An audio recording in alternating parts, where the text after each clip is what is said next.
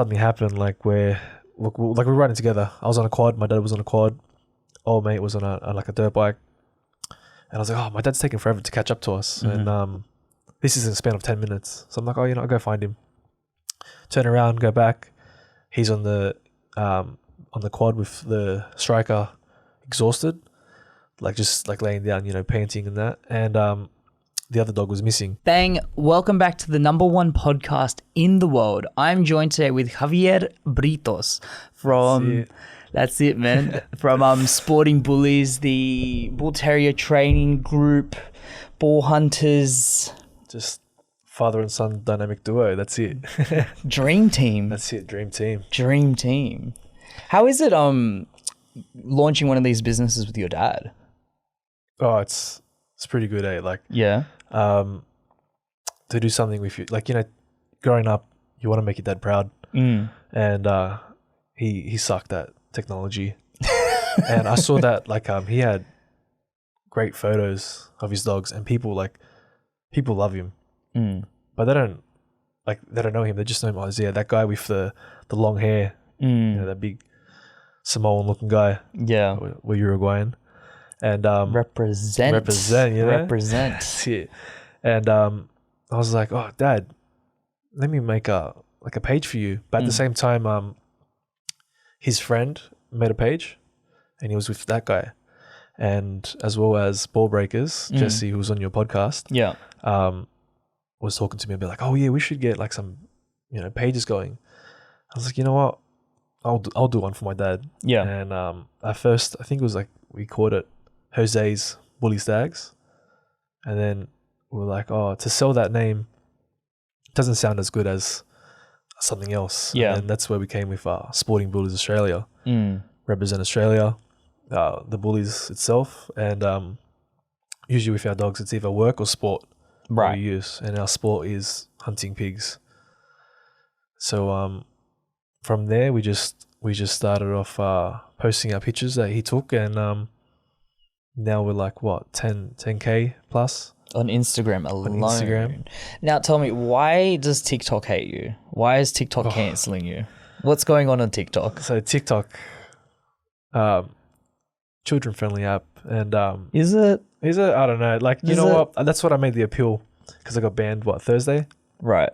I said to him, how can I get banned when I'm trying to educate people in a fun way? Because you want to learn in a fun way. When there's other people out there doing a lot worse, and I got back my account. Oh, you got it back? Got it back. So. How many? So for people who don't know, you've obviously got an Instagram page with 10K, but your TikTok was quite a different story. My TikTok's pretty intense. Yeah. How many people you got on there? We've got 320K at the moment, but I don't know. I feel like Instagram's where it's at. Yeah. I'm more like loyal to my Instagram fans, followers, family, friends. But TikTok, man, crazy. It's a crazy fucking app. Just 2 years? Yeah. That made like 320. Went live a few times. Yeah. $1.50. Pretty good. Yeah, I tell people all the time, like, oh, you should get money. I said, I'm monetized now on TikTok, like I am. Yeah. Pretty cool. Like, how much you made? Yeah, $1.50. But like that's still something, right? It's something, yes. So but it just goes to show that like it's not necessarily the numbers that you get. No discredit to the numbers that you are pulling, because they are ridiculous and they are extremely high and something you should be proud of. But monetization just doesn't come through just how many people can you pull. No. It's so much to do with retention, how so loyal those people 100%. Are going to be to you. How likely are they? How well are you able to convert those people from one app onto another? Like taking your TikTok following and putting them over to Instagram, or taking them over to YouTube. Like, that's such a tricky task, man. It's very hard. So I think with the monetization, like, it's like you need to be posting every day, get over like 10K views, and like there's a massive what'd you say?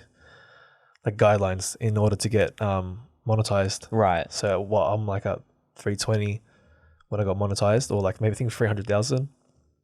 But other people, they get 10K followers, 20K followers, post every day, get massive views, and they get monetized straight away. Yeah. Some of them even get the blue tick.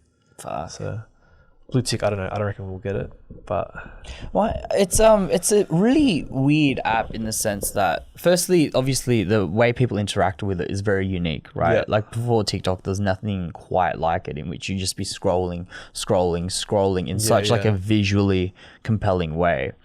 And so it's great for discoverability and it's great for introducing new people to your brand, but it's very much at the top of the marketing funnel. Yeah. You know, because I think you cast a very wide net, but it's got a lot of holes in it as well, and a lot of people kind of seep through. Yeah, 100%. Yeah. So at the moment, but like I think TikTok's just taken over. Yeah. And like places like YouTube, Instagram are all copying, like with the reels. So I don't know. TikTok's like the way to go, but at the end of the day, like we make more money off Instagram. Mm-hmm. Well, not even like make money, but like if we want to make money, yeah, that's where we go. But at the end of the day, like we're not there to make profit. We're there for passion.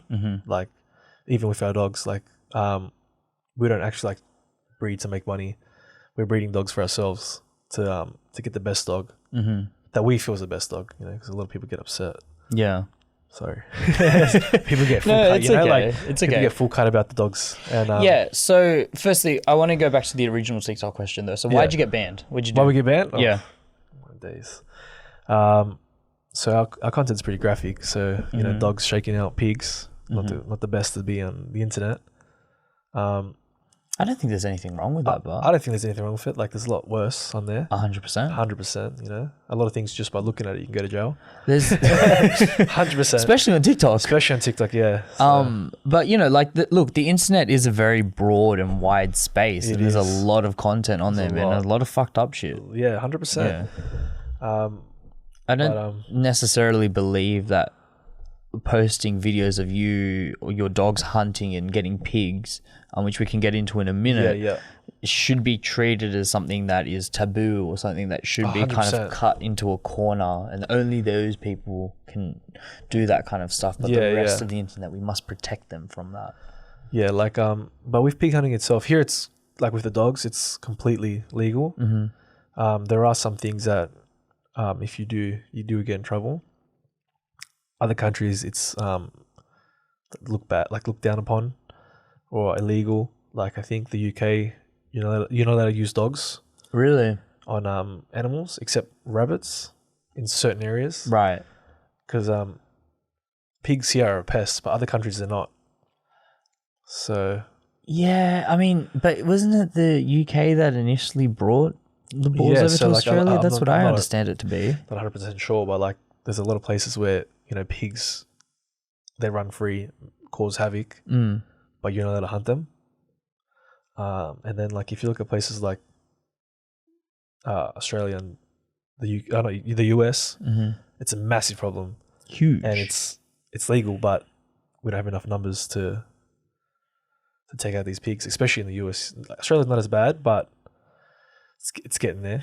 Australia's pretty rough, man. Like I think right now, last time I was on with Jesse, we were talking about it. Like I'm pretty sure the wild pig population in Australia is almost par, or if not higher, than the actual population of people. Like there are more pigs in Australia than people in Australia. Yeah. And when you start looking into the amount of damage that they do to agriculture, that they do to the ecosystem, that they do to farmers, that they do to the spreading of diseases, like some really intense economic and health issues that come with these wild pigs, then that's why in Australia in particular, you see there's a big culture around hunting them. Yeah. It's Australia, mate. That's what we do. You know? a lot of people are more more for fun with the pig hunting. But like me and my father, we just it's a work, it's a job. You know, like a lot of people, they love to have a few tins. You know, us, we're just like, no, we get up early, we hunt for a couple of hours, work hard for it. Even if we don't catch anything, you know, we're still pushing our dogs, pushing ourselves. Trying to track down where they come from and stuff. And then we go home, we sleep, get up straight away. Straight into it. So how often are you going hunting? Myself, not as much as my dad. My dad's there now. Really? He's every weekend. Big shout out to Jose. That's it. Shout out. Bringing home the meat, bringing home that bread. Yeah, that's it. But I try to go as much as I can with him. Mm-hmm. But he's there like almost every weekend. Right. And he travels like 6 hours by himself. Shit. There and back. Yeah, and some days we'll sleep like 4 hours a whole weekend. And he's coming back like, coming off there, right off the road and shit. Yeah. Truck lights like that, flashing and that. Yeah. So like, big respect to him. Pretty dangerous, by himself. But like he's there every weekend. And if he's not there, he's, wishing he was there. He's on the Instagram page watching the same photo, watching the same video of our pig hunting and that. Yeah. But yeah, he's just like, every second weekend? Or every weekend when he wants. So do you guys obviously go and you take the dogs with you and you're breeding the dogs as well, so everything's done in-house? Yeah, pretty much. And when you're breeding these dogs, are you trying to like find the perfect combination so that they're geared towards hunting and that they're the best possible hunting dogs available? Like, what's the philosophy behind the breeding of the dogs? Yeah, so like the bull terrier. Mm-hmm. It's a great base model for like a hunting dog. Mm-hmm. Not the dog itself. They're a bit stubborn. Mm-hmm. So what we done was we took the stag hound, which is kind of like a greyhound, like hairy. It's actually the Australian root dog. So we bred them two together, and you get 50%. So you get a good start. But my dad was like, he loves the look of the bully. So what we did was we got another pure bully, and we mixed them together. And then he got a really good dog, and he's like, you know what? That's what he's gonna do. They came out white. He's like, he likes the color, better to see at night. And for a couple of years, he had hairy dogs. Right. But I don't know if he just got sick of the hair or what. He started getting more thinner coats, and then he just got short coats, and we stuck with white dogs. And so how does that process work? Because I'm very new to this space. So I don't know how breeding dogs really works. I'm not going to sit here and pretend like I do. So how does it work? How do you say, okay, this dog that I've got right now, I've bred between different kind of species, has got very long hair. I want to shorten the hair. Yeah. Like how would you do something like that? Oh, it's just you see the dog itself, and okay, this dog's got short hair and stuff. Apparently there's like if you use a female compared to a male, whatever's genetic stronger in them, some show more, some don't. I don't know. My dad's full on like, he's a whiz with that stuff. He's deep. He's pretty deep. He's been in the game for a long time. I think like 40 years with the dogs. Jesus. Yeah. But yeah, he knows which ones to pick, and it's pretty much like experimenting as well, but he's at a point where he knows what he's doing. It's not like we're just chucking stuff together and hoping for the best. Yeah. He knows like this one together, it's gonna make his dog. Right. So he's got an eye for it. He understands. Yeah, he's pretty smart. It's like that's all he does is dogs and pig hunting. Yeah. Maybe the bikes. And so I'm guessing you're selling a lot of these dogs as well, or are you holding on to them? We try not to, like, we don't really want to sell them because it's just not what, like, we're not for profit, we're for passion. Right. These are for us. And that's what it started as. Like, we had these dogs for ourselves, and people were like, "No, I want that dog." Yeah. And my dad's like, "Oh, okay. Yeah." Take it, And he started creating these dogs, and people were making them amazing hunters, amazing temperament. And he's like, "All right, sweet, that's that." But in pig hunting, unfortunately, there comes some risk with dogs getting seriously injured. And he's like, you know what? He needs to increase his team. Also safer, if you've got a bigger team of dogs hunting pigs, pretty smart, pretty good. Yeah, especially if he's going out there by himself. Like, I can't imagine what it would be like. Obviously he's very experienced and he knows what he's 100%. Doing, but you can't deny that there's a huge level of risk going out there hunting, man. Like, you're going out to these unknown terrains where you're literally by yourself with these dogs and you're hunting wild boars, which probably doesn't sound, to people listening at home, that probably doesn't sound too intense, but when you start seeing what these boars can actually do, like the way they can just tear up your legs and really wreak havoc, like they're dangerous. Do you have any photos there on your Instagram? There should be some good photos. Okay, that one there at there's one there. on the top left there. That's your dad there, Jose. That's my dad. Yeah, I mean, dude, that is a big fucking pig. That's nothing. Like if you scroll down more, you can probably see a lot bigger ones. Yeah, but you can just tell by its teeth and the size and. Yeah, so there's one there with me on the left. Oh my god, that thing is huge. Yeah, that holy shit! Yeah, how much did that weigh? I think that came down to 105. Oh my god, that's a full-grown man. Yeah, that's me. Yeah, so that was probably the biggest pig last year, right? And that put some big scars in our dogs. Yeah, and our dogs are. We always ran our dog with like chest plates. I was gonna say, do they have like protective equipment? Yeah, so some do. Some have a protective collar. So like as you can see on the screen, that's one of like she's a smaller dog. She's a pup there. Mm-hmm. That's just to protect the vital organs, the neck and stuff. And the you neck, can also the put chest, the collars in, which the collars are like the GPS collars trackers. Yeah, they save lives too, man. Like if you can't get to your dog in time, your dog's either like shredded to bits, exhausted. Oh my god. Yeah, it's crazy, and it happens, like it's just hunting. So that must be really tough because I imagine as you're training these dogs and you're spending a lot of time with them and you're going out there to these crazy parts of Australia, you obviously build like a really strong emotional connection with them. For some people, yes. Yeah. For us, I don't know. I feel like we've come to understand that this is what we're doing, and our dogs. Like, yeah, we do get upset here and there, but yeah, these are working dogs. For us, they're not pets. Like, I don't know, people get upset when you say you should love these dogs like it's your child, but at the end of the day, it's like these dogs are working for us. They're doing it. They're pushing themselves, and a few times our dogs have died because they've pushed themselves to extreme limits of they want to please their master, and Striker, who's our on our logo, which like pretty much started Sporting Bullies Australia, he cooked himself on a pig. What's that mean? He got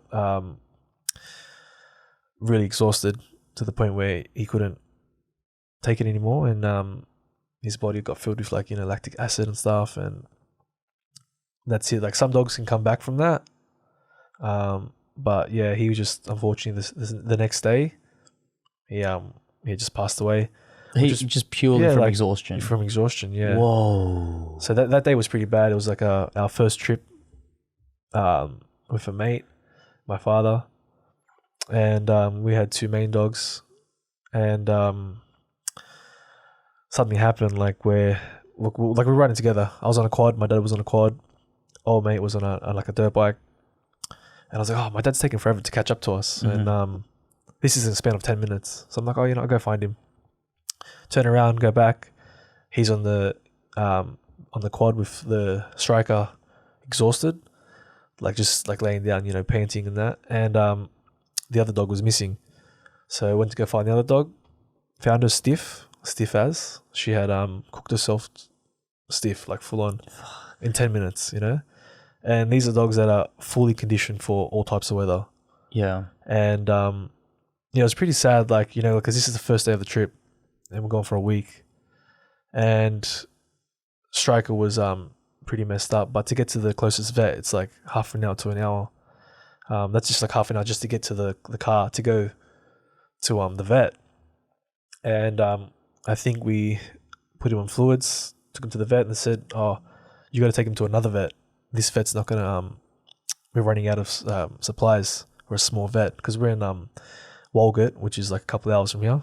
6-7 hours, and yeah, they're used to dogs, a lot of dogs coming in for the same problem, but they said their resources, that you need to go to this vet, so we have to drive another half an hour with the dog in our lap, vomiting blood and stuff, and like he was probably the biggest shock to us because my dad's had many dogs, but he was our brand, he's the superstar. So yeah, I don't know if I got a picture there on of Striker. If you go down, keep going. He was a good dog, and he was pretty international. So he's there with the collar. Yeah. to your left. One down. Yeah, that one. So that was Striker. Oh, gorgeous. Yeah, so dog. That's actually the logo, the picture we used for the logo. Yeah. And yeah, he was a mad dog. So we'll like, even if he makes it through, we'll retire him. You know, he can just, because he's the brand, he's the face. Everyone loved him. I think he was only 2 years old. You know, so it was like pretty sad. Yeah, that's heavy, man. That's heavy. Yeah, you know, because I think there's this thing that happens to people when we live in suburbia for so long, where we become very desensitized or I don't want to say desensitized, but we become very detached from what it actually means to be out there in the wild, what it actually means to be part of this really intricate ecosystem that is the circle of life, you know, without sounding too cliche. It's very much so, you know, it's the survival of the fittest. 100%. Charles Darwin, that's it. 100%. And because of that, we live in this very protected society where everything's catered towards us, and we get all our food instantly, and you know, we get all our entertainment instantly. And we've got we've always, for the most part, we've got shelter, and we've got people around us that we love, and so we live in these very unrealistic hubs. But you go back 100, 200, 300 years, it's a different story completely. Different countries. Different countries to this day, currently right now, so, you know, where we're out there swinging hatchets against each other, or you know, going out there in the Amazon and hunting for our next meal. Like that was a very harsh reality, and that's only a couple hundred years ago, if that. 100%. You know, and it's because the technology that we have right now has evolved and changed and allowed us to be a lot more comfortable so quickly that we've just become accustomed to that. But that's not the way life really is. And if you remove society from the picture, what actually goes on in the real world out there in the wild, with, you know, coyotes hunting down, you know, smaller dogs. And there's this Instagram page I follow. I think it's called like Nature is Hardcore or something. Nature is Wild. Nature is Wild. Can you search that up? That's pretty full on. It kind of opens your eyes to say, oh shit, this is raw. This is raw. This is real. 100%. This is what actually it means to be a human being. You know, and we keep dogs as pets, and we keep them as companions and friends, and that's a beautiful thing. It's a beautiful element of being a human being, but it's very removed. It's very detached. Nature as well. See if you can pull that up. They've got some wild clips on there.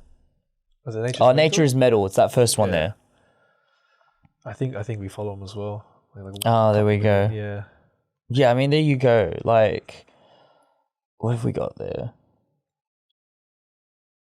Just scroll down a little bit. Of pretty intense stuff. Yeah. I mean, there you go. Look, you've got that cheetah. Is that a cheetah or leopard? Yeah, cheetah or a leopard. I'm not too sure. What's it got in its mouth? Is that like... It's a boa constrictor. Holy shit. You know, and look at its eyes, man. It's just so bloodthirsty, and it's so primal. Yeah, but that's just food. Yeah, it's just like going to McDonald's. You know, like pretty much. That's Macca's. Yeah, you know, and that's it. That's survival. Like that's how we, you know, that's how species survive. Is that they just kill other species. Yeah. But I think the problem we run into is that people think that we're just doing it for fun. Yeah. You know, they think, these are psychopaths. But at the same time, like these pigs that we catch, we butcher them up and we eat them ourselves. Oh, you do? You know, like we're like, you know, South American. What do you do? You know, you know, especially, you know. Yes, more chuck than it on anyone. the barbecue, and that's it. So we do that, or we give it to our dogs ourselves, and that's just the circle of life. Yeah, you know what I mean, at least we're out there catching our food. Yes, with our dogs, you know, they're working for their foods, and a lot of these dogs, they are hunting dogs, or they're bred to hunt. Like they're terriers and hounds, and that's what they do. Yeah, and you're taking that away from them. If you removed the humans off the planet, they would continue to do that regardless. They'd still be hunting pigs regardless. They still do it. It's just instinct. Like a lot of these lap dogs, they're not lap dogs. No, they're built for small holes. Yeah, to get rabbits, badgers, whatever, and people forget that. Yeah, which is sad because you're taking, like, it's like us as humans, you're gonna take away things that we love to do. You know, like go to the pub and having a beer. You know, yeah, like you know what I mean. Like you're taking away from these animals that this is what they were made for. Well, I think people also lose sight of the fact that dogs were once, you know, evolved from wolves. From wolves, yeah. From wolves. So, you know, it was humans that bred them down to become more compliant, more friendly, and get them to look a certain way and get them to behave a certain way. But if you took that human interaction with dogs away from it, they'd be out there killing whatever they can get their hands on. Yeah, that's it. Like even like when we got these domestic dogs, people still bred them together to make breeds that you see now. Yeah. Like some unfortunate ones like the French Bulldog and the pugs. Yeah, you know, they're like, the pugs is a hard one, so man. they're like, these are dogs like mixed together. Yeah. And over a certain time, they become their own pedigree, purebred dogs. But yeah, like us as humans, we've had such a big impact on everything. You know? And you see that the issue that pugs have, like with their spine, you know, they're constantly in pain, the breathing, the drool. Yeah. Like that's just a byproduct of... It's cute. It's cute as. Yeah, I mean, look, I know a lot of people that own pugs and French Bulldogs. French Bulldogs are very much so becoming fashion lately. It's like a Chanel bag. Yeah. Yeah. So, yeah, like, don't get me wrong, like, I used to hate Frenchies. But it's just like, Chanel bag, LV bag, you know, like, you do look at them like, oh, yeah, they're all right. But it's becoming a fashion statement, you know? Yeah. You know, every girl wants to have one in their SRT Jeep, you know, or you know, you go to Bondi and there's some massive jacked guy tatted up with a Frenchie. You know? The one that kills me is the handbag dogs. Have you seen those? Those kill me. So, like you're carrying a wolf in your fucking Louis Vuitton bag. Yeah, like if you look at a like Pomeranian. Yeah. I reckon sometimes they look like a wolf, you know, they got like a nice little mane and stuff. Yeah. And, like a baby one. Yeah, baby wolf. Yeah. So pretty good. Yeah, it's the way humans interact with nature is very strange, and we're very much so removed from it. But if you threw anyone into the wilderness, like just any civilian, right?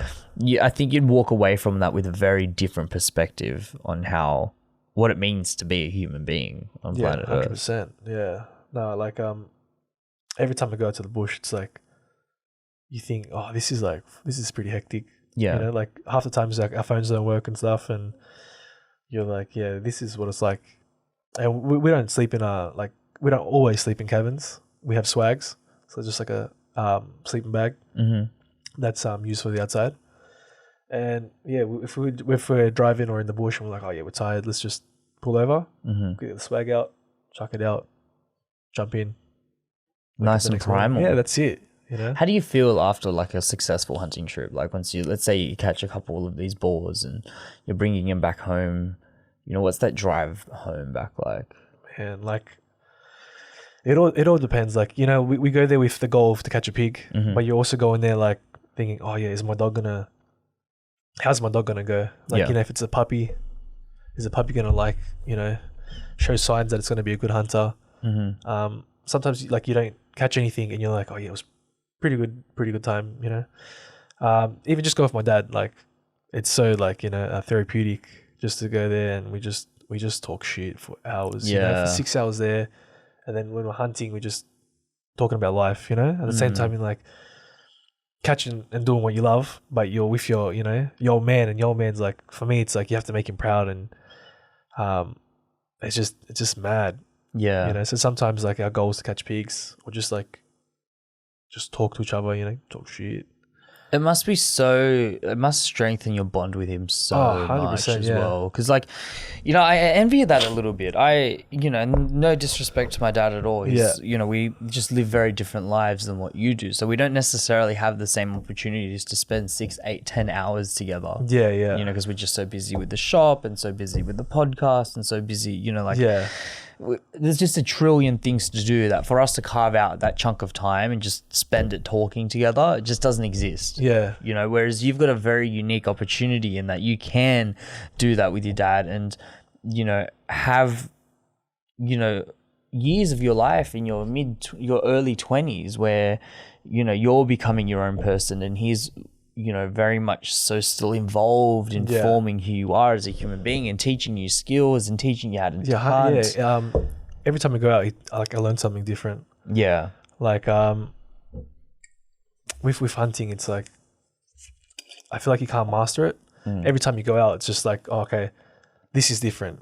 Or, this is a new thing. He just showed me this, and even when like our dogs get cut up, he sits there and he stitches them up on the spot. Wow. Stitches them up on the spot, gives them a shot, and then they're good. And I'm thinking like, fuck, this, like, my dad's a vet. Like people go out there and they're like, they got a piece of paper that says they're a vet. No, my dad's living this like firsthand. And even this was one time where we caught that massive pig on this, like they were looking on the screen before.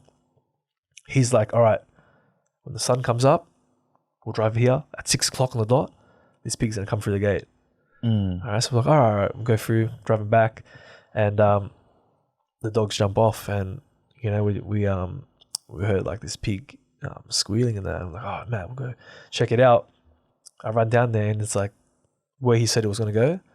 I think like 20 meters was that gate. He said, yeah, at 6 o'clock we're gonna see this pig, and I'm like, wow, how does he know this stuff? And he's just like, he's working out these pig patterns and stuff, and then he'll teach me like, we follow the tracks and different times, and it's just a thing I learn, and I feel like you can never master hunting because you're learning on the go. And there's so many avenues to go through it, man. Like you might get really good at dog hunting, right? Like you get really, obviously develop the skill set that you require and understand how to read your dog's tails and have the technology behind it, the GPS tracking, and get very accustomed to hunting in one type of area and one style of hunting. But then you've got people that go bow hunting, or people that go spearfish hunting, or you got people that go helicopter hunting. It's such a broad sport. Like I have big respect for bow hunters. They sit there for like 6 hours, or the whole day, sleep in the tree, piss in a bottle, and they miss. Could you imagine? Like a lot of them, they're pretty good. Like I think in America, like a lot of moose, and deer and elk stuff. and deer. Yep. And what you hit the elk, I don't know, punch of the lung, punch of the heart, whatever. Sometimes they drop straight away. Other times you're tracking them for another 24 hours. That's the wild part, man. That's pretty good. Like I that's why I respect them and that. I've heard stories where bow hunters in particular will land something, and then by the time they get to it, there's already a bear.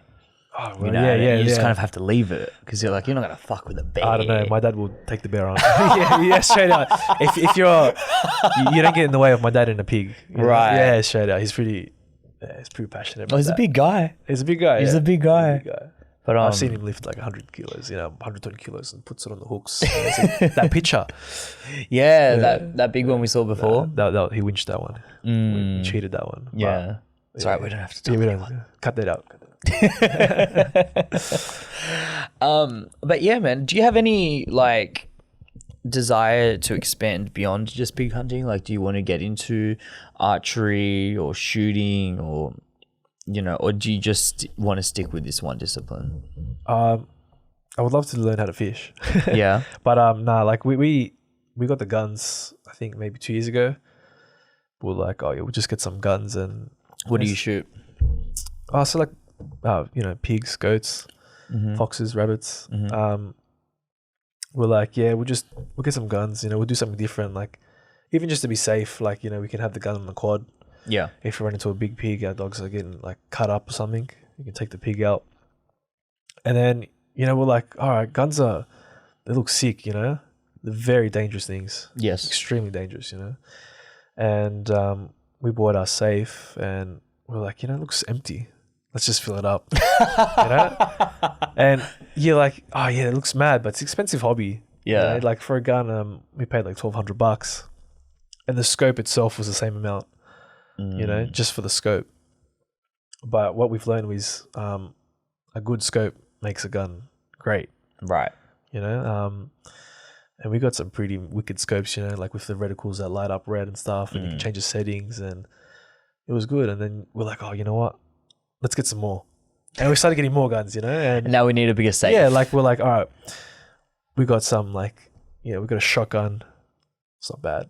But let's get this type of shotgun, It's different. There's different types of guns, different ways you can use them. And then we're like, okay, but now we need an air rifle. Just get an air rifle, We can shoot smaller things than as loud. Yeah. Then we're like, oh, what's the biggest gun we can get? And I think 50 cal is the biggest you can get. Mm-hmm.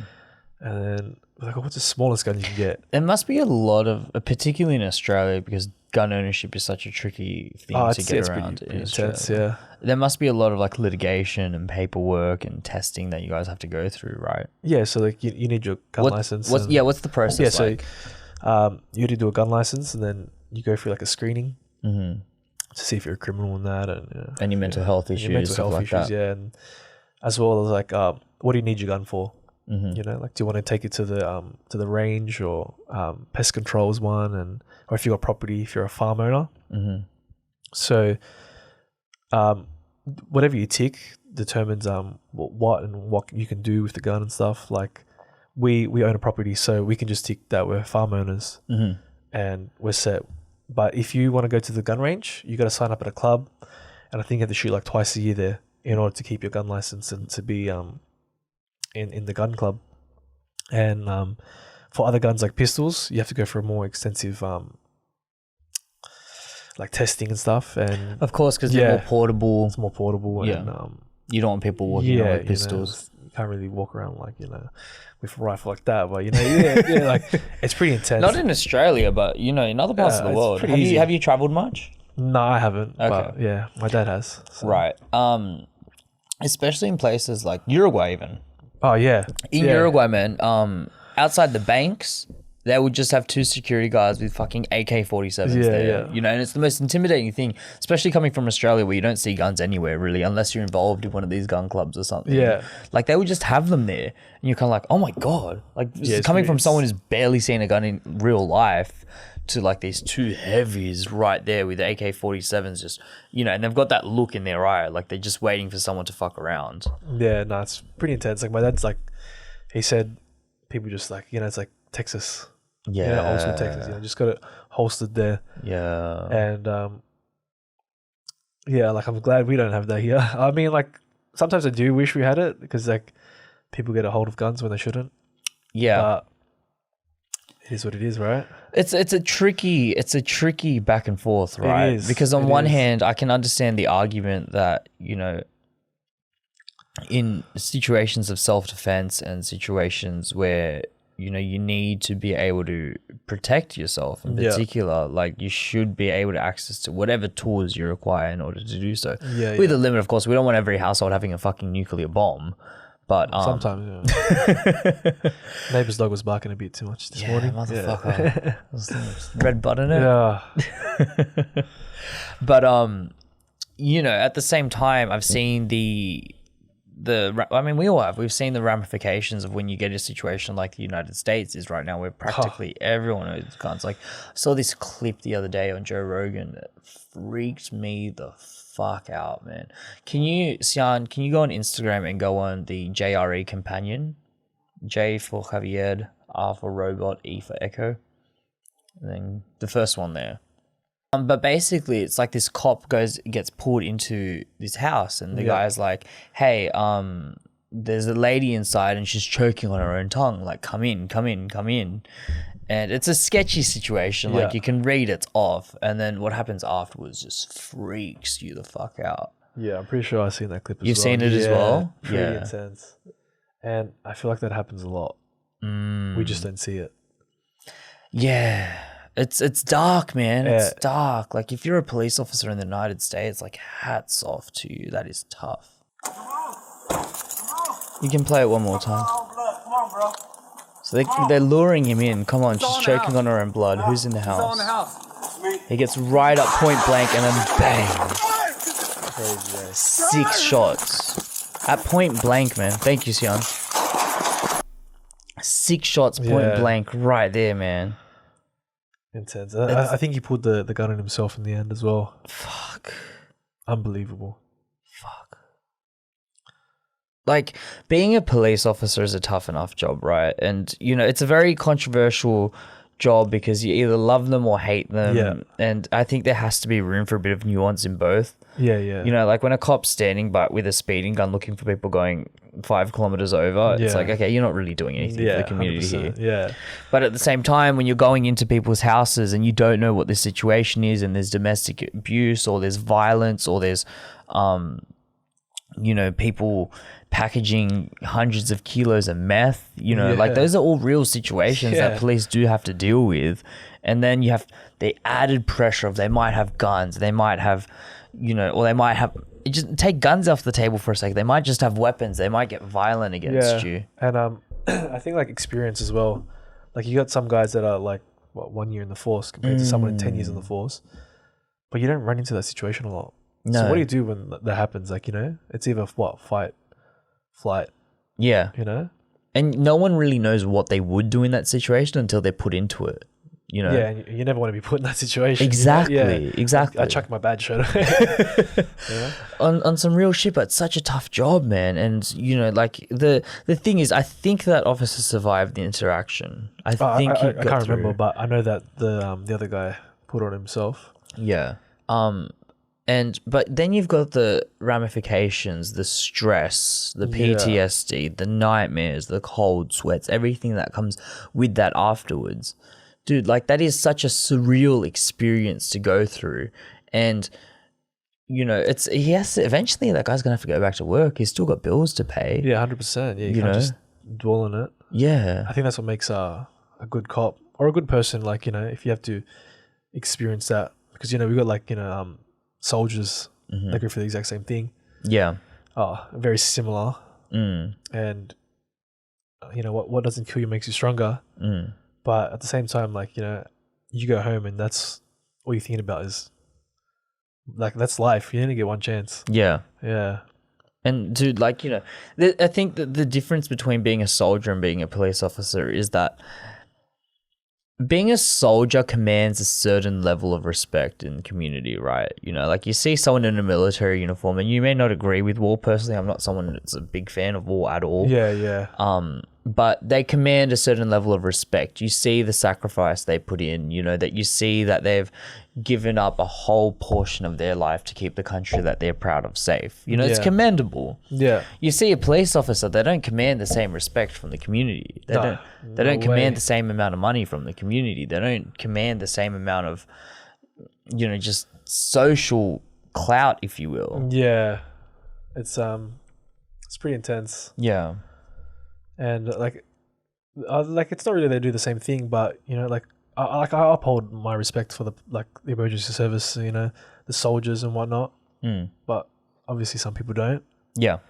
But at the end of the day, these people putting their lives, you know, in front of ours, especially like frontline workers as well. You know, it's these people are doing not just for themselves and the person they're taking care of, or, you know, go into a call. It's like our whole community. You know, they're taking care of us and they don't get the respect that they deserve. So it's pretty sad, but it's just it's culture. An education. You know? It's the culture here as well. It's cool to say fuck the police. 100%. Like everyone with this music now. Yeah. 100%. Like, yeah, like, you know, I might pump the songs and that, but I look at them like, wow, these lyrics are like pretty bad. When you're in trouble, who do you call? Yeah. You know, you don't call the boys. Yeah. So, No. or some people do, but it doesn't work out like that. So, and that's if the boys even rock up. Yeah, nah. But no, on some real shit, man. Like it's tough. It's a tough gig. It's a tough job. My hat goes off to them 110%, you know. And at the end of the day, like, you don't want to be in a position where you have to call the police, but if you are there, you're so grateful that they are. Yeah. You know, and yeah, it's an interesting conversation about gun ownership, you know, worldwide. Like, do you think there should be more of a system like we have here in Australia where you have to go through so many hoops and processes in order to get access to a gun? Do you think that's doable at scale? Like, what's your take? I don't know. It's very hard. Like, so excuse me. Like, you can't predict anything anymore. Everything's just like full on chaotic. I reckon it's full chaotic in a controlled environment. Like, in America, it's getting pretty full on with the guns. It's a school shooting like every other week. It doesn't even make the news anymore. I think it's every day was a stat or something like that. Really? Yeah, something like Sion, that. can you find out how many school shootings has the US had in 2022? But it's not just shootings. Like there's like bomb scares and then if you go back to like TikTok, I feel like everyone wants to make a name for themselves, and instead of doing good, they want to do bad. But it's hard to say what I would do with these gun laws. Like if you gave me like the chance to like say I'll put all these rules in. Yeah. What's like I'd be like, nah, I can't do it because like you take away the guns, the bad man's not gonna give his gun up. Yeah. And then you just filter in this whole underground market as well, where the supply is still there, people are still making them. And have you got the number there? There have been 14 school shootings this year. That was a bit dramatic, but no, but listen, still like listen, dude, 14 school shootings. When was that written? In March. Okay, so 14 school shootings in March. That's 3 a month. 3 school shootings. One school shooting here in Australia would put everything on hold. 100%. Yeah. 14? Yeah. 14? That's crazy. That's fucking wild. 28 people killed. Injuries and deaths. 28 people killed or injured. 3 students or other children. Scroll down a little bit. 1 school employee, 24 people injured. But that's just school shootings. Like there's also like public place shootings as well. Yeah. So. Damn. Pretty intense. I think that's just what happens when you get a population of fucking 300 million people that is so politically divided. Yeah, like what's that? Like especially with the protest. Yeah. Like protesting and people that have guns. Yeah, not a good mix. Not a good mix. Because there's something that happens when people get into big groups. Do you know what I mean? Like, do you watch soccer much? No, but I kind of watch the derbies and what they get up to. Yeah. So. Well, have you ever been to a game live, for example? Not a soccer game. Okay. Yeah. There's this weird thing that happens when massive groups of people get together where it's almost like this one group think. There's this one kind of consensus of what we're going to do, and everyone's amped up and charged and everyone around them's behaving the same way, where you do shit when you're in a big group that you wouldn't do when you're by yourself. Yeah. Like it's did you see the fights that went down in Mexico, I believe it was, in the soccer game? No, I didn't. That's wild. See if you can find that clip, Sion. Mexico soccer fights. It should be a recent story. But people just act out. They get crazy. They see red. I know we got that here. Yeah. I know it's like pretty big everywhere else. Yeah. I know that here they do it. Here, but smaller scale. Yeah, smaller scale. Not as like full-on punch-ons like Green Street Hooligans or something. But I know that people get very passionate. Or they just love to fight. I don't know. I don't even think they love to fight because most people don't know what fighting actually is. Like, ironically enough, most people don't spend much time training. It's not like these people are going to boxing lessons, right? No, not at all. So I think if you throw guns into that mix, people protesting in big groups with guns, like, bro, I wouldn't be surprised. Like Mexico will have some guns at the game. Yeah, this is it. This is the clip. That's fine. We'll proceed. Fellas. In Liga MX, a soccer league in Mexico, a match between Querétaro and Atlas saw massive brawls break out into the stands. Even you can kill the volume on the video sound. That's fine. So if you're just listening, like there's these seas of people just spilling out onto the field. There's just all these little fights going on. There's a guy swinging a fucking goalpost, it looks like, and just swinging them at people. Like, bro, this is what happens, man. When people get passionate, oh my God, they're beating the shit out of him with a chair. And this was only like last week. So can you imagine if this is local soccer? Yeah, this is Austral versus Liverpool Rangers or something. Yeah, Liverpool Rangers. Wow. Dude, like it gets so dark. I think they declared like 14 people dead from this, wow. Yeah. Serious? Yeah, dude. I saw one clip of some guy just getting lashed with belts. Like there was a group of people around him. That's intense. That is crazy. Yeah. And how do you stop that, man? What do you do? Like, you're a security guard. You're not. Like, what do you do? You take your vest off and you walk away. Yeah. At least 17 people dead after brutal battle between Querétaro and Atlas. The chaos erupted in second half when Gushers supporters reached the sector assigned for visitors. Right, so the two fans' bases kind of crossed path when they shouldn't have, and this must have been one of those really heated games. They're like spitting on each other. It's horrible, man. It's horrible. But I've been to games like this before. Thank God it's never spilled out like this. Not here, but in Uruguay. Okay, So I watched, like, for example, Peñarol Nacional. Okay. Right, which are like the two big clubs over there in Uruguay. And whenever they go to head to head, there's always something. There's always some bullshit going on. And thanks, Jan. You can cut the video now. There's always some bullshit going on. And I felt like that intensity, and you're like, oh, this could amp up at any second. Man. Yeah. We're a strange species, man. We really are. Do you follow much sport? Yeah, follow like NRL, UFC. Okay. Who have you got for the UFC? You got favorite fighters, anything like that? Or you just a fan of the sport? Yeah, like I was a big fan of like GSP. Nice. You know, back before UFC. Like I feel like UFC now is like everyone's into it. Yeah. When I used to watch it, like not many people into it. Like I mean, there was, but not here. Yeah. And then I think like the last couple of years, it's grown. It's grown a lot. And I'll admit, I'm one of the late bloomers. I only got into UFC like early last year. Yeah. Like, I had a good friend, and he's like, you know, he did a lot of MMA, and he was very into the UFC, and he could tell me everything about someone. So like, you know, if I was like, oh, who'd this guy fight? Yeah. Oh yeah, this one, this round, this championship, lost to this guy, whatever. And that was pretty good. So I remember like Phil TV at 12 like midnight watching like early UFC, and that was really good. And then I don't know, got like the last couple of years, everyone just started getting into it. Yeah. So I'm glad to say I'm not a casual. It's I think it's really a flow-on effect of that McGregor effect. Oh right? Yes, yeah. Everyone kind of saw McGregor turn up and steal the show, and it kind of made UFC like bigger than what it was before. Yeah, like he like I feel like I didn't like him at first because he's bringing a lot of casual fans in. Yeah.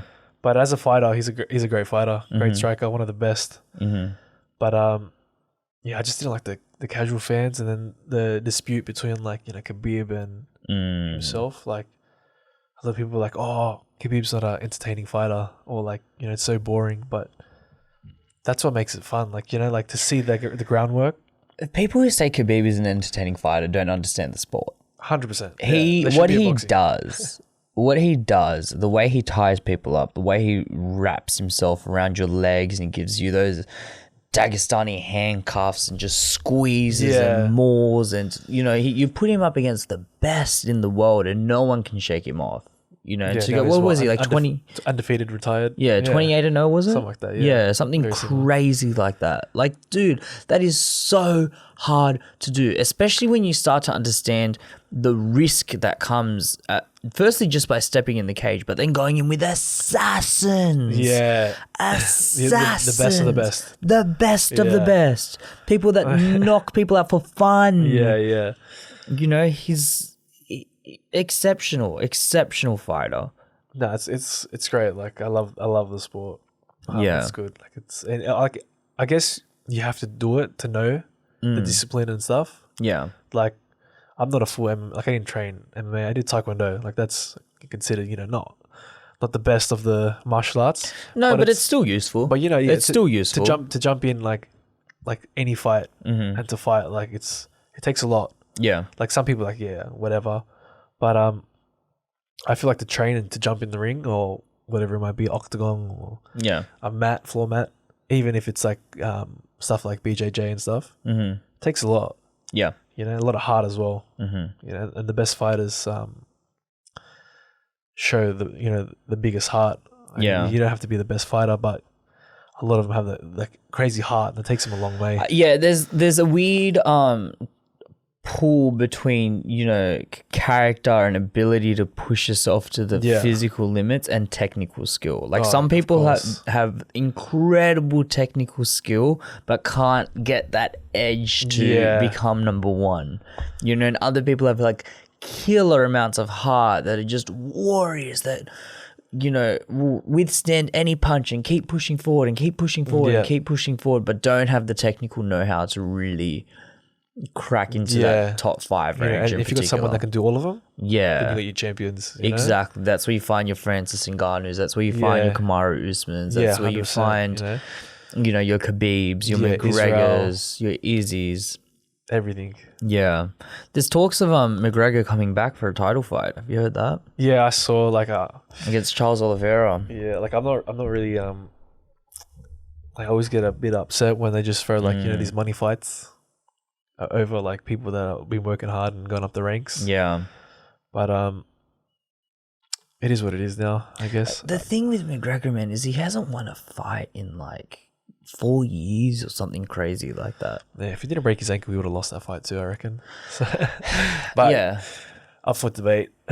Yeah, no, like, look, Dustin Poirier, that first round definitely dominated. That's undeniable. Definitely dominated. And it's weird to say this out loud, but I feel like McGregor snapping his shin when he did was kind of like a saving for him, a saving grace. Yeah. It's weird to say about someone breaking their leg, but I think it gives him the back pocket card to say, oh, I didn't get to fight the rest of the card. Like, I didn't get to fight for the rest. It wasn't a real fight. Yeah, I could have won. I could have won. I mean, he could have won. He could have. Yeah, so unpredictable. Yeah. That's what fighting is. And then, you know, when Dustin goes up against Charles Oliveira, everyone's like, yeah, Dustin's the guy. Dustin's the man. Dustin's number one. You can't stop him. He can fight southpaw. He can fight orthodox. He can put pressure on. Charles Oliveira's just BJJ. There's nothing else he's going to be able to do. And then Charles Oliveira just destroyed him for the entirety of the fight. Dominated. Did you see the photos of him like covering Oliveira's mouth, Dustin Poirier's mouth while he's bashing him so he can't breathe? It's intense, eh? Holy fuck. I feel like with fighting, it's like, it's the best fight on the day.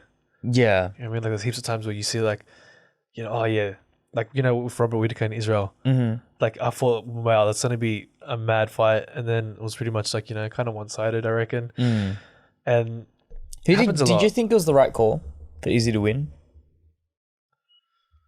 Yeah, pretty much. Yeah. I went, like I love them both, like as fighters and as people.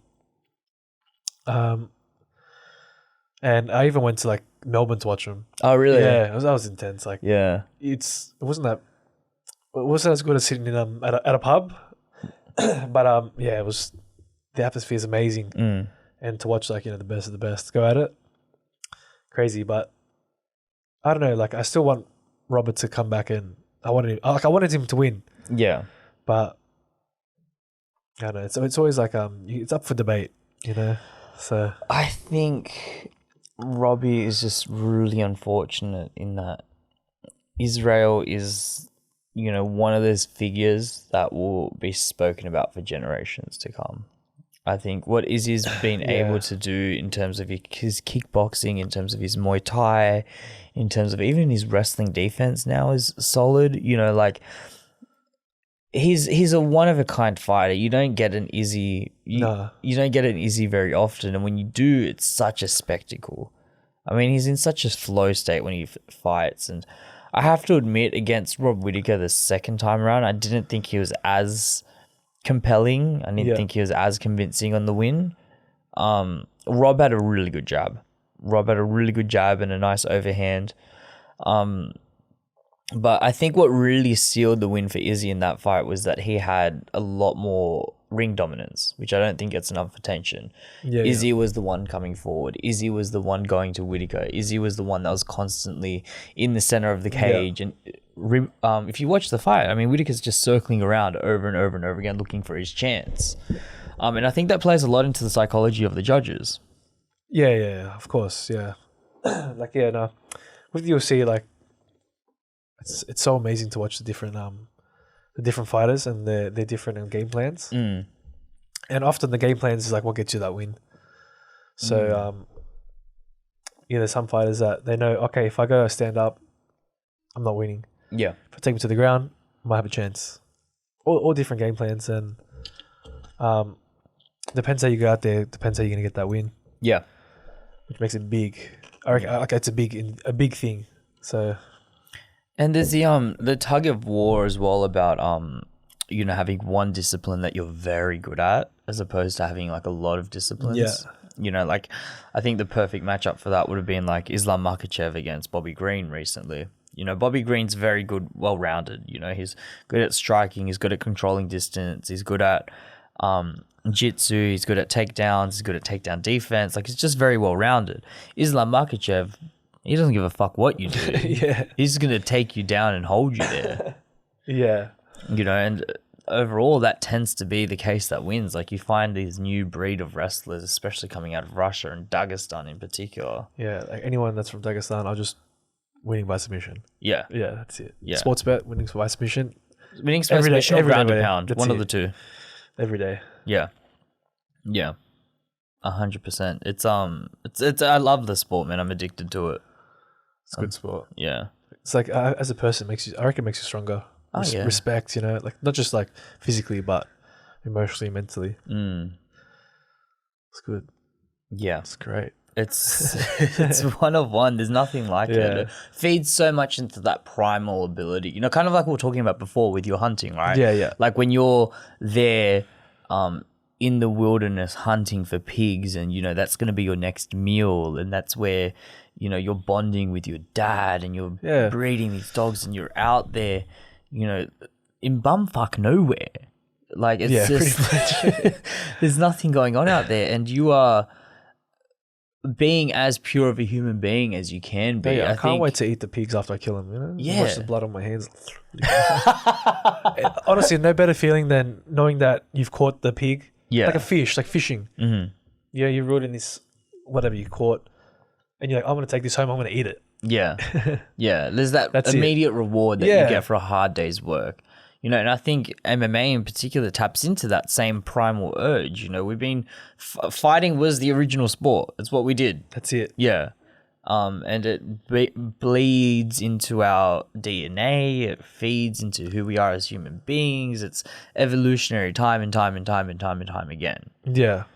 It's what humans have done. We've hunted, we've gathered, and we've fought. That's it. Yeah.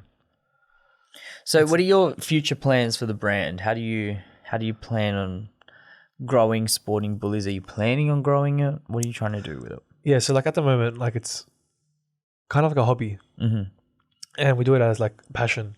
But I really want my dad to like, retire on this, like have to, quit his job because we're selling merch and stuff. And we're going out doing what we love. Mm-hmm. And I wanted to get into YouTube. Right. So... I thought you said YouTube was dying. It's dying, but like that's where the money, like the money's at TikTok, I reckon. You think so? I reckon, but you have to be very very careful how you tread. So with YouTube, you can get away with some things. But I want to have like the YouTube account, sell our merch like Shopify or whatever, and maybe one day open a store around here. Like I feel like hunting's coming up a bit more as well. Yeah, definitely. Before it wasn't a thing, but now everyone wants to like get into shooting, hunting. Well, people are a lot more curious about it. Yeah, especially now like with YouTube and TikTok. Mm-hmm. So I follow a lot of people on TikTok and YouTube that go hunting, and I was just like, oh, you know what? I would love to do that. And there's this page on Instagram, Pig Chasing Australia, and they took some Bulldogs players out. Right. And I was like, that's sick. Yeah. Like I think it was like Brent Naden and Josh Adokar and stuff, and you're like, these are like, boys going out being boys, or like men being men, and you're just having a great time. And like, if we get a camera and we chuck that on YouTube, we're getting paid for that, and there's sell merch on the side, and that's what you do every weekend. Instead of working from Monday to Friday, you're editing videos or doing whatever you do, and then come the weekend, you're out working, making content. Yeah. And I was like, that's so much better than going up and going to work, Oh, for sure. For sure. Like I'm sure like you're enjoying this more than you would selling chorizos. Selling chorizos, I love selling chorizos. I mean, like, The juices is pretty good, you know? Yeah, we do all right. I'll probably go there tomorrow. Come through, man. I'll be there. Oh, yeah? Yeah. Make sure you have some prawns, eh? Every time I go there, no gourmet prawns. Really? Yeah. Now, during the COVID, it was pretty... Oh, yeah, no. You can't hold us accountable to anything that happened during COVID. I'll probably be there tomorrow. Yeah, no. I'll make sure we've got prawns there for you. Yeah, but yeah, that's like the plan for the brand. Because I really like that idea, like the idea of documenting the entire experience. And if you can find a way to make it engaging and good storytelling, like if you can develop some characters, you know, gives a bit of personality and flair to it, you're going to appeal to a much broader people because they might not necessarily be coming just for the hunting, but they might be coming for the characters, you know. I think that's something that the UFC, ironically enough, did very well, is that they built these individual storylines into it. Yeah, of course. And like with UFC embedded and stuff. Yeah, you know? Like exactly. You're watching you're not watching just the fight, the five rounds. You're watching like the lead up to it. Exactly. Which is like amazing. Like Gamebred has his own like YouTube, you know? Oh, does he? Yeah, and he does like a lot of stuff where he's like, it's like UFC embedded, but it's like his own thing as well. Right. And like I watched a few of his videos and like it's like just like it's mad. Like you get into it and him as a person, like I really love his character. Street Jesus. Not his character, but who he is as a person. And there's a lot of other like fighters that when you see him outside the ring, you're like, oh, this guy's mad, you know, like, and you can sit there and watch it. And I would love to do that with YouTube. Like my dad's a character. Yeah. But at the same time, he's not. He doesn't like the camera. Like we never post stuff on our page of ourselves really talking. Yeah. Like this is probably the most I've ever talked. You know? Like straight out. Like I was like, oh my god. Even my dad's like, yeah, I'll go, but I'm not gonna talk. And I'm like, oh, yeah. It's kind of how podcasting works. Yeah, I was gonna be like, oh, okay, we just sit right here next to me and just sit there.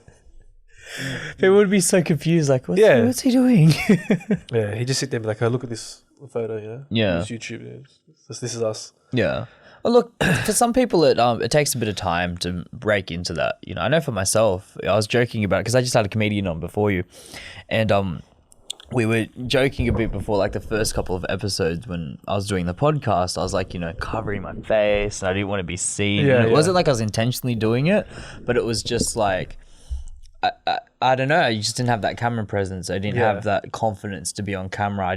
I wasn't aware of what was going on. But kind of the more reps you get in, and the more that you do it, and the more that you practice it, the more comfortable you get. Like with simple things, like the sound of your own voice, the way you look on camera, the way you interact, your body. You become so much more aware. So much more aware. Yeah, like someone like that's really good is like Jesse from Ball Breakers. Yes. He's really good on the Instagram when he talks. Yeah. And I'm like, oh, I don't know how you do that. Yeah. And then I'll put a video and I'm like, I'll say something like, nah, delete. Yeah. You know? Yeah. And a lot of other people, they're pretty good, but I just can't put myself, like I have to do it a few times, but if I can get out of it, I won't. You know what the trick is, man? You just have to, like, when you get that urge to delete it, you just have to post it. That's it. Yeah, 100%. Just post it. You have to get comfortable with that posting process. Yeah, and then the more times I watch it, it just gets cringe. Exactly. That's why you don't watch it. Yeah, it's like, no offense, probably won't watch a podcast, but I'll see the snippets, but I probably won't watch a podcast. I'll just be like, nah. I can see my dad watching this like over and over again, but myself, I'll be like, oh. He'll probably be listening to this on his next hunting trip. Yeah, 100%. Yeah. Is it gonna go for 6 hours? I mean, we can go for 6 hours if you like. You sounded like you're exhausted there before. I have to do a part 2. So. But yeah, that's kind of what I was coming back to, is that like I like the idea of doing the YouTube stuff in particular, and you know, I know you don't necessarily believe that YouTube is going to stick around. It'd always be there, but I feel like, you know, with other things like TikTok at the moment, I think there's always going to be room for long form content. Yeah, this is what I fall back on. Like, yeah, TikTok's great, and you might consume an hour, 2 hours of it, but people are compelled by stories. People are, you know, that's how we transfer information. It's not through facts. That's why no one reads scientific journals. People watch vlogs or read blogs or, you know, watch Netflix documentaries or Netflix series and stuff. We consume through stories, and YouTube, I think, is a really interesting platform in people's ability to share stories. You know, it's very unique, and it comes pre-downloaded on every Android app worldwide. You know, so that's huge, it's got the best monetization process on any other platform. Yeah. So would you do more like, instead of just podcasts, would you branch off? Or is that where you can like into YouTube? Well, look, the show lives on YouTube. Yeah. You know, so it's primarily like when I post, it's first on YouTube, and then I'll have it available on Spotify. Yeah. Apple Podcasts, you know, SoundCloud, the rest of them. Yeah. But it's primarily YouTube. Yeah. If that changes over time, you know, so be it. You know, like if Spotify wants to throw me $100 million to jump just on there, yeah, 100%. But I think it's just got the best distribution. I think they've been in the game the longest. I remember like when I was like 10 years old watching like cat videos and stuff. 100%. Hey guys, it's Fred. Yeah, 100%. Yeah, like I wonder what he's doing now. I wonder. But even though like, I felt like YouTube was like dying for a bit, but it's always there. It's never gonna go. Yeah. And that's where the money's at. Yeah. But yeah, I don't know. TikTok now, like, you have to be just constant. You know, I'm not, and when I do, it's like I get banned, so I can't really do it. But I feel like I think you can find a way around it. Yeah, well, I feel like I'm gonna go through and just cancel a lot of videos and start again fresh. But people want to see that. They love that raw, uncut. Why do you want to delete videos though?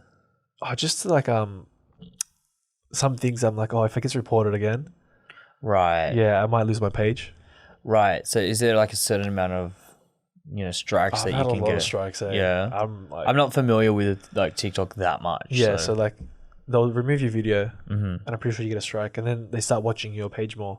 Right. So as soon as I post anything, it doesn't post straight away. It goes through a process where they have to like appeal it, and then it will still get taken down. Yep. And then I can appeal it again and so forth. But I've been like easy, like maybe like 40, 50 videos where like, like easy. Because TikTok, you just post and that's it. It's done. I don't really do much editing. Yeah. And like 40 million views on one of my videos, like that's a lot of people like that can report me. Yeah. And it's just hard. Like some videos I have, it's like if I get reported again, that could be the end of the page. I have to start again, which I don't mind starting again. TikTok wasn't all that. Yeah.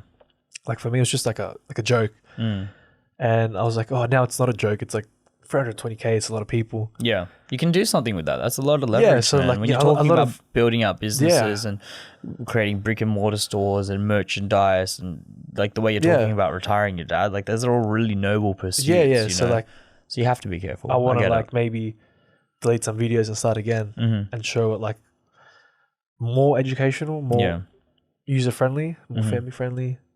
Because there are like a lot of little kids, but there's also a lot of adults and other hunters and people from other countries that are like, I wish I could do that. Or like I've had a lot of people ask me, can I come out with you? Yeah. Which we don't really take out people because like it's a lot of responsibility. Yeah. But maybe in the future I would like to do that, or take a camera instead. Yeah, or do like trips or tours or something. You can come with us if you want. I'd love to. Yeah, they'd be mad. Is that an invitation? Maybe. Okay. Would be good. Well, do you want prawns tomorrow or not? No, but like we wanted to take out some of the footy players. Yeah. Because we have some people follow us, and then we saw the other page take him out, and they're a pretty big page. I think they got like 25K. Yeah. On Instagram, and they took out like a bunch of Bulldogs players, and like it was awesome, like to watch that. And I was like, that's what I want to do. Yeah. Just have fun and enjoy. Yeah. Doing what you love and look, the more authentic you can keep it and the more real you can keep it. I know I talked a lot about building stories and narratives, but at the same time, authenticity is the hot knife. Yeah. It cuts through the internet straight through. People can just read it, But sometimes like you're like being authentic, that's your character, Yeah, exactly. Yeah. Exactly. Like one of our good mates, Matty, we take him out with us and he's proper bogan, Yeah. No offense, Matt, if you're watching this. But Matt is like, we love him, he's like our brother. Or like, son for my dad, brother for me. And he will do anything. Like, it's probably not on my page. I think it's on TikTok. He went in the water. Yeah. While the pig's getting attacked by the dogs. Oh my God. Strips down into his undies, drags the pig out. No. Yeah. just drags the pig out, you know. And at the same time, like that's like crazy, you know. Yeah. But there would be like a huntsman on the wall, Yeah. and he'll see me. Oh, like he's freaking out, you know. And that, like, if you had a camera, like if I had a camera and I'm following him around, easily 1 million views. You know, like people love that. You could be the David Dobrik of the hunting scene. Oh, yeah, I wish. That's what he does. I'll see it in a Tesla all day. Yeah. That's what he does. He just documents his friends doing dumb shit. Yeah, and like I feel like that's a lot of like that's what you have to do. Like I got some mates here, and they love to party. You know, they love to sing and that and enjoy life. And I'm like, if I had a camera following these guys around, like I'd watch that. You know, it'd be like Jersey Shore from the area. Yeah, be mad, but I don't know. I feel like you said about, you know, just pressing post. I feel like I should just get the camera and press record. You know, and exactly, and just go for it. Well, whenever you're ready, man, hit me up. I can help you out. Yeah, with a well, little like bit. I've got gear. I can help you, you know, with the editing side and the posting side as well. That's kind of more my avenue. Yeah, I mean, like, could do a podcast in the middle of nowhere. Yeah, fuck. Could you imagine? Yeah, that'd be crazy. A bit of mosquitoes everywhere and that. It'd be tricky getting this over there, but we'll figure it out. Some snakes and that. Yeah. Yeah, it'd be mad. Wouldn't that be fun? Like, just get snake bite in the middle of a podcast? Yeah, like, like imagine this setting, but yeah, you're in the, you know, no sound. Oh, it's no sound now, but like, you know, it's just raw. Yeah. Raw and uncut. I like it. All right, man. Let the people know where to find you. Okay, so Sporting Bullies Australia on all social platforms. TikTok, YouTube, Snapchat maybe. I don't know. Nice. That was intense. I'll show you some stuff after. But yeah. So Sporting Bullies Australia everywhere. 100%. I've got your shirt in my bag. Oh, you're a legend. So, thank you. Yeah, we have merch, everything, whatever you want. Our stickers are free if you ask me. Where do they find the link? Well, what's no link? Just hit me up Instagram and or any of the socials. I hit you up. You know. Okay. I got to get the Shopify going. Yeah. But yeah. Thanks. 100%. Listen, man. Thanks for coming on. Thanks for coming on, my man. Thanks for having me. I appreciate it. And shout out to Ball Breakers for putting in the work. Yes, Jesse Casher, big shout out to you. So if it wasn't for him, I probably wouldn't be here. as a brand as well. You know? Right. Yeah. He's awesome. He's a good bloke. Yeah, he's good. You're a good bloke too. Oh, we'll see you tomorrow. We'll see you tomorrow. All right, guys, that's it.